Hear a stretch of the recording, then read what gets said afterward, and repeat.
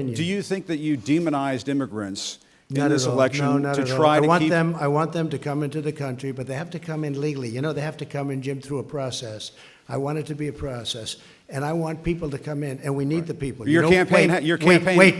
You know why we need the people, don't you? Because we have hundreds of companies moving in. We need the people. They're hundreds of miles away, though. They're hundreds and hundreds of miles away. That's not an you invasion. Should, honestly, you know what? Away. That's not an invasion. Honestly, I think you should let me run the country. You run CNN. And if you did it well, your ratings would be much better. If I may ask one other question, Mr. President, I was going to ask one of the other folks. That's enough. Pardon me, ma'am. Mr. President, that's enough. Mr. President, I had one other question, if I may ask, on the Russia investigation. Are you concerned that you may have... I'm not concerned about anything with the Russian investigation because it's a hoax. That's enough. Put down the mic. Mr. President, are you worried about indictments coming down in this investigation?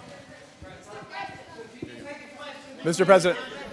I'll tell you what, CNN should be ashamed of itself having you working for them. You are a rude, terrible person. You shouldn't be working for CNN.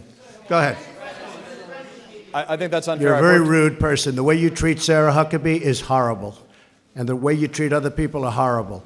You shouldn't treat people that way. Go ahead. Go ahead, Peter. Go ahead. In Jim's defense, I've traveled with him and watched him. He's a diligent reporter who busts his butt. Well, I'm not like a big the rest fan of of yours either, so I understand. To be honest.